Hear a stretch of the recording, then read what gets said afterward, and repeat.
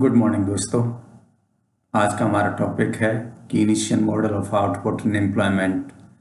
इसमें हम ये जानने की कोशिश करेंगे कि कीन्स ने आउटपुट एंड एम्प्लॉयमेंट डिटर्मिनेशन को लेके क्या कहा और कीन्स के मॉडल में आउटपुट और एम्प्लॉयमेंट का डिटर्मिनेशन कैसा होता है।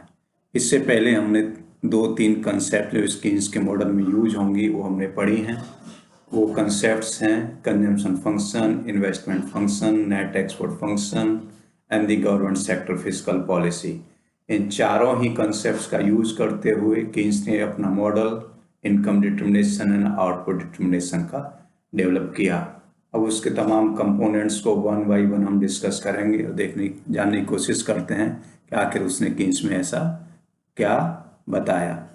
कीन्स ने कहा कि जो हाई अनएम्प्लॉयमेंट है, क्योंकि किसी भी अर्थव्यवस्था की जो मेजर प्रॉब्लम है वो लो आउटपुट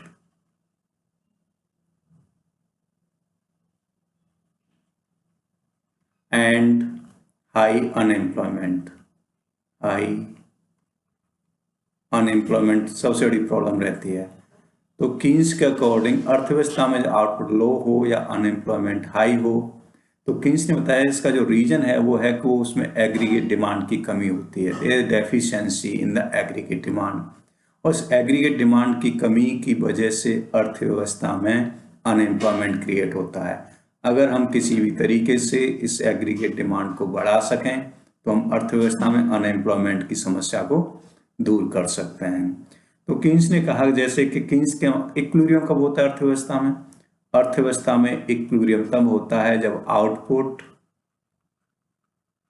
डिमांड के बराबर हो जाए, एग्रीगेट डिमांड के बराबर हो जाए। जब आउटपुट एग्रीगेट डिमांड के बराबर हो जाए तो हम मान के चलते हैं कि अर्थव्यवस्था साम्य की स्थिति में है, अर्थव्यवस्था में इक्विलिब्रियम है।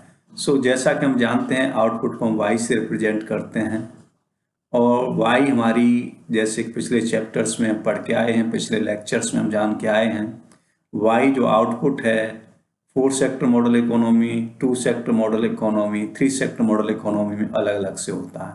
जैसे सपोज मान के चलें कि अर्थव्यवस्था में सिर्फ 2 ही सेक्टर हैं तो टोटल आउटपुट C+I के बराबर होगा, और 3 सेक्टर मॉडल इकोनॉमी है तो टोटल आउटपुट C+I+G के बराबर होगा, और अर्थव्यवस्था 4 सेक्टर मॉडल इकोनॉमी है तो टोटल आउटपुट C+I+G+X-M के बराबर होगा। अभी हम मान के चलते हैं फॉर आवर कन्वीनियंस की अर्थव्यवस्था के क्लोज्ड इकोनॉमी है, बंद अर्थव्यवस्था है। इसका मतलब ये हुआ कि बाहर की दुनिया से इस अर्थव्यवस्था का कोई लेना देना नहीं है। 3 सेक्टर मॉडल इकोनॉमी की हम बात कर रहे हैं तो y = C+I+G हो जाएगा। जब ये हो जाए C+I+G, और C+I+G हमें पता है एग्रीगेट एक्सपेंडिचर होता है। इस हिसाब से कीन्स ने इक्विलिब्रियम की ये कंडीशन दी, when output = aggregate expenditure then there is equilibrium in the economy. अगर हम इस एग्रीगेट एक्सपेंडिचर को बढ़ा सकें, जब अर्थव्यवस्था में ज़्यादा एग्रीगेट एक्सपेंडिचर होगा तो उसकी वजह से आउटपुट को भी बढ़ाया जा सकता है। और एग्रीगेट एक्सपेंडिचर क्या है? ये डिजायर्ड एग्रीगेट एक्सपेंडिचर है। 2 तरह के एक्सपेंडिचर होते हैं, desired expenditure and actual expenditure. तो कीन्स का जो फोकस है वो डिजायर्ड एक्सपेंडिचर पर था। डिजायर्ड मीन्स जो एक्स एंटे, जो प्लान्ड एक्सपेंडिचर है। अर्थव्यवस्था में जो एक्सपेंडिचर है, प्लान्ड एक्सपेंडिचर आउटपुट के बराबर होना चाहिए। अगर दोनों में मिसमैच है, अगर प्लान्ड एक्सपेंडिचर आउटपुट से कम है तो अर्थव्यवस्था में अनएम्प्लॉयमेंट क्रिएट होगा। अगर प्लान्ड एक्सपेंडिचर आउटपुट से ज़्यादा है तो अर्थव्यवस्था में आउटपुट बढ़ेगा और उस स्टेज में एम्प्लॉयमेंट भी जनरेट होता चला जाएगा।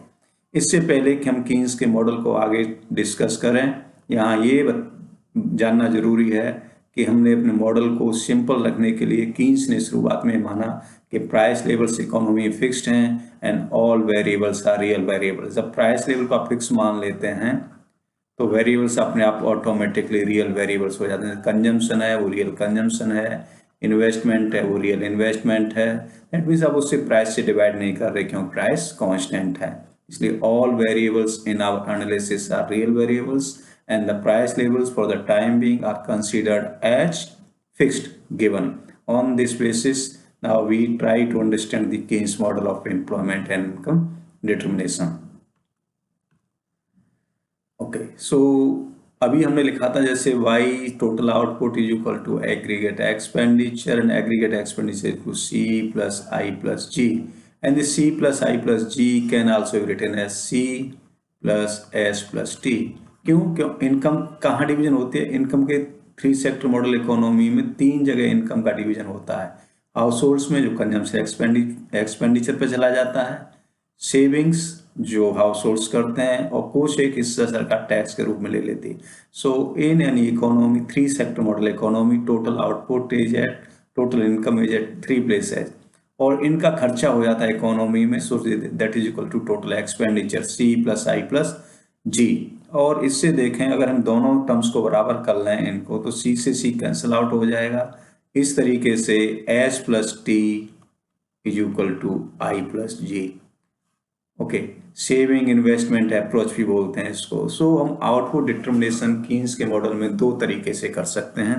एक तो होता है हमारा एग्रीगेट एक्सपेंडिचर अप्रोच, और दूसरा है saving investment, saving tax investment government expenditure approach. दोनों को हम जानने की कोशिश करेंगे। So let us understand what happens if level of output produced Y is more than aggregate expenditure. मान के चलो लेवल जब आउटपुट जो प्रोड्यूस्ड है जो C plus I plus G के बराबर है। क्यों output C plus S plus T के बराबर होता है, और equilibrium this is equal to C plus I plus G। अगर ये एग्रीगेट एक्सपेंडिचर से ज़्यादा है तो क्या होगा? एग्रीगेट एक्सपेंडिचर जैसे हमने बताया C plus IR realised investment plus G, ठीक है। अगर Y is greater than aggregate expenditure, तो यहां से ये निकल के आएगा कि जो एक्चुअल इन्वेस्टमेंट है that will be greater than the realised investment. Realised investment, अब इसका मतलब क्या हुआ? इसका मतलब हुआ कि जो हमने इन्वेस्टमेंट प्लान किया है उससे ज्यादा इन्वेस्टमेंट एक्चुअली इकोनॉमी में है। दैट आल्सो मीन्स, और जैसे कि हमने पिछले लेक्चर में पढ़ा था, इन्वेस्टमेंट में हम 2-3 चीज शामिल करते हैं। आपने देखो फिजिकल कैपिटल पिछले लेक्चर्स में समझ के आए हैं, fixed capital formation plus inventories. तो एक्चुअली अगर आपका रियलाइज इन्वेस्टमेंट फिजिकल कैपिटल के बराबर है तो क्या हो रहा है इकोनॉमी में? इन्वेंट्रीज का, अनइंटेंडेड इन्वेंट्रीज का बिल्डअप हो रहा है, और अनइंटेंडेड इन्वेंट्रीज का बिल्डअप हो रहा है। दैट मीन्स अब जो प्रोडक्शन हो रहा है उसे प्रोड्यूसर मार्केट में सेल नहीं कर पा रहे हैं, इसलिए इन्वेंट्रीज उनके गोडाउन्स में माल ज्यों के त्यों रखा हुआ है, इन्वेंट्रीज बिल्डअप हो रही हैं। इसका मतलब हुआ जब YAE से ज़्यादा होती है एग्रीगेट एक्सपेंडिचर से, तो अगले राउंड में प्रोडक्शन कम हो जाएगा और अनएम्प्लॉयमेंट क्रिएट होगा।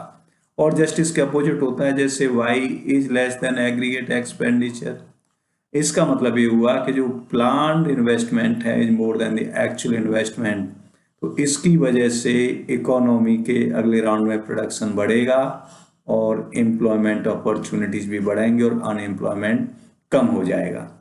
इस तरीके से कीन्स के विचार हैं, ये हमने समझने की कोशिश की है। और यहाँ देख लेते हैं इन इक्विलिब्रियम, जैसे कीन्स ने कहा Y is equal to AE that is equal to C plus I plus G, और C को हम पता है C is equal to A plus BYD, and this is equal to A plus BY minus T, T is tax, YD is disposable income, so A plus BY minus BT। अब इसको C को हम यहाँ replace करेंगे A plus BY minus T से, तो Y is equal to A plus BY minus BT plus I plus G।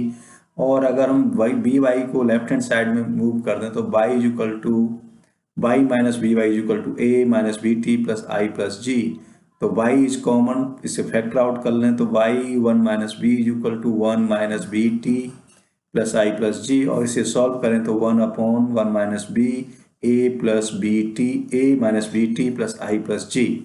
अब इसमें इस पूरे टर्म को हम कहते हैं ऑटोनोमस एक्सपेंडिचर, और 1/1 माइनस B को हम कहते हैं ऑटोनोमस एक्सपेंडिचर मल्टीप्लायर। इसका कीन्स की अर्थव्यवस्था में, कीन्स के मॉडल में बड़ा इंपॉर्टेंस है।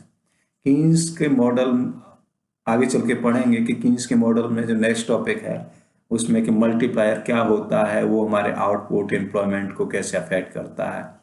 तो ये कीन्स ने ये थोड़ा सा आइडिया दिया कि ऐसे करके हम through this approach we can determine the equilibrium level of output in the economy. आइए इसे ग्राफ से समझने की कोशिश करते हैं। जैसे हमने बताया कि there are two approaches of income determination. Approach 1 में है एग्रीगेट एक्सपेंडिचर अप्रोच है, दूसरी सेविंग इन्वेस्टमेंट अप्रोच है। मान के चले हमारा एग्रीगेट एक्सपेंडिचर ये है C+I+G, और ये जो नीचे वाला जो कर्व है that is our consumption function curve, that is equal C equal to A plus B by D, and this is our income line or the equilibrium line. This is 45 degree line. इस 45 degree पर किसी भी point पर हमारे aggregate expenditure output हमेशा बराबर होते हैं, और जब हम इस लाइन पर होते हैं तो इकोनॉमी में इक्विलिब्रियम होता है। अब देखिए, जब सिर्फ इकोनॉमी कंजम्पशन है, there is no government, there is no investment, तो इकोनॉमी का यहाँ इक्विलिब्रियम हो रहा है Y0 लेवल ऑफ आउटपुट पर। लेकिन जब इकोनॉमी में investment expenditure and government expenditure भी हैं, तो ये एग्रीगेट एक्सपेंडिचर कब ऊपर की साइड में शिफ्ट कर गया यहाँ। अब ये इक्विलिब्रियम लाइन को एक नए पॉइंट बी पर काटेगा। पहले पॉइंट ए पर काट रहा था, अब पॉइंट बी पर कट कर रहा है, तो इससे एक नया लेवल ऑफ इक्विलिब्रियम डिटरमाइन हो रहा है, दैट इज Y1। तो देखिए, जो हम पहले कह रहे थे, जो कीन्स ने कहा कि जैसे आप एग्रीगेट एक्सपेंडिचर बढ़ाते हैं तो जीडीपी और आउटपुट लेवल बढ़ जाता है। पहले जो लो एक्सपेंडिचर था सिर्फ कंजम्पशन की वजह से, तो लेवल ऑफ आउटपुट O/0 था, इतना इकोनॉमी प्रोड्यूस कर रही थी। अब एग्रीगेट एक्सपेंडिचर बढ़ के यहाँ से यहाँ हो गया दिस, तो अब इकोनॉमी कहाँ प्रोड्यूस कर रही है, O/1 लेवल। और सपोज एग्रीगेट एक्सपेंडिचर कम हो जाए इकोनॉमी में, A1 C1 I1 plus G1, तो अब ये यहाँ कट कर रहा, तो एग्रीगेट एक्सपेंडिचर कम होते इकोनॉमी में आउटपुट भी कम हो गया।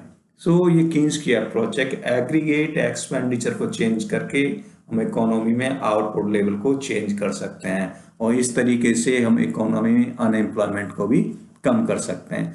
दूसरी जो अप्रोच हमने बताई थी कि S plus T equal to I+G, उसकी हेल्प से भी कीन्स के मॉडल में हम इक्विलिब्रियम लेवल डिटरमाइन कर सकते हैं। देखिए, हमारा x एक्सिस है, ये हमारा y एक्सिस है, दिस इज 0.00। ये जो लाइन है ये हमारी S+T लाइन है, सेविंग्स प्लस टैक्स लाइन है, और ये हमारी I+G लाइन है। जब सेविंग्स और ये दोनों एक दूसरे बराबर हो जाती हैं तो इक्विलिब्रियम लेवल डिटरमाइन होता है। तो ये दोनों बराबर कहाँ हो रहे हैं, इस पॉइंट पर बराबर हो रहे हैं। Equilibrium level of output is this Y1। Okay, इस तरीके से कीन्स ने इनकम डिटर्मिनेशन का अपना मॉडल दिया।